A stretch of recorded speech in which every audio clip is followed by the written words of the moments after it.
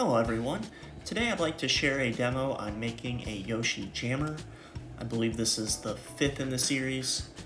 I'm using Absinthe from North Star Glass. I believe the can, which is the larger section, was 2 sticks, the head was 1.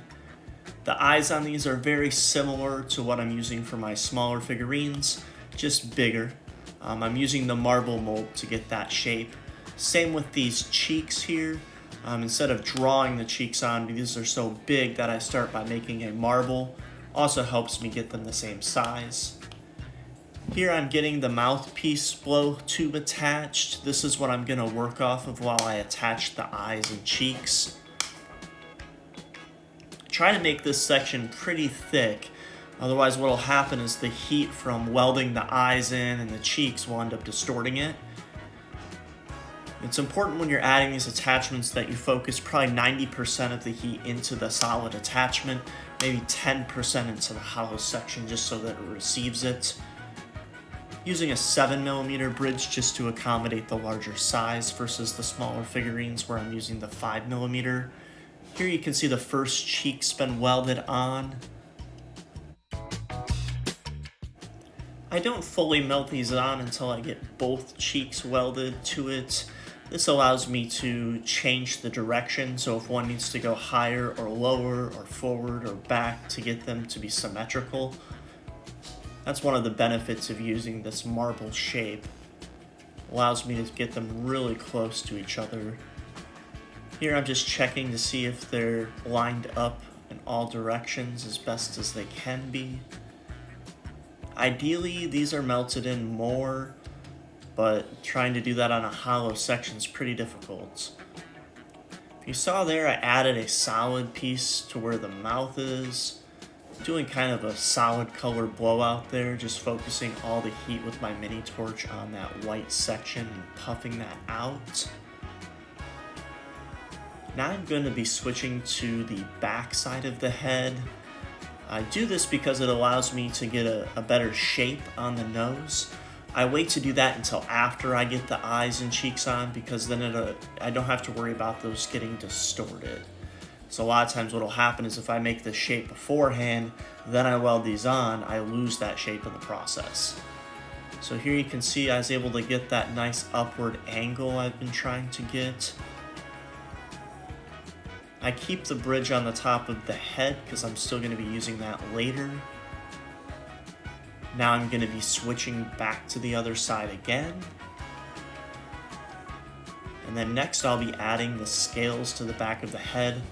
Lately what I've been doing for those is I'll make a marble, I'll flatten that marble, then I'll use my shears to cut a straight end, weld that on, then I'll cut the different scales out.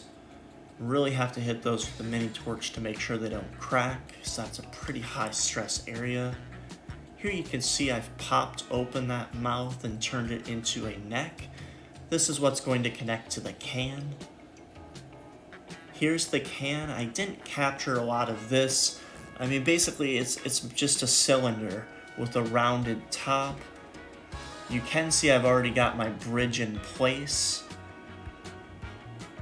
Got the head ready for attachment. You saw the bridge anchor off the bottom of the blow tube. Here's my joint.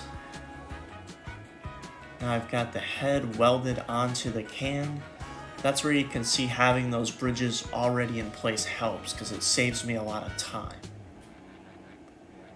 This is just a 2-hole clear down stem.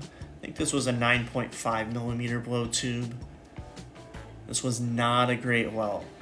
I was able to make it work, but that's one of the reasons I sold this as a second quality piece. Now you can see I've got my joint welded on there. It's really important to make sure that bottom bubble extends past the top lip of the joint. That way you know you have enough clearance when you make the weld and the banger doesn't hit the back of the rig. Now I'm just finishing out the bottom. And there it is. In all honesty, this one didn't turn out as bad as I thought it did at the time. I did end up basically selling it for what the wholesale price would have been anyway, so I didn't really lose on it. Just showing off the function here. These actually work out really well. Basically, the top of the head there acts as a splash guard, so you really don't get a lot of water out of this. And that's all. It's just a really short demo on this. I've got some footage of the 6th and 7th one, which are the nicer of the 3. If you'd like to see a demo on that, comment on this one and let me know. Other than that, I just want to thank you all again so much for your support. I hope you have a great day.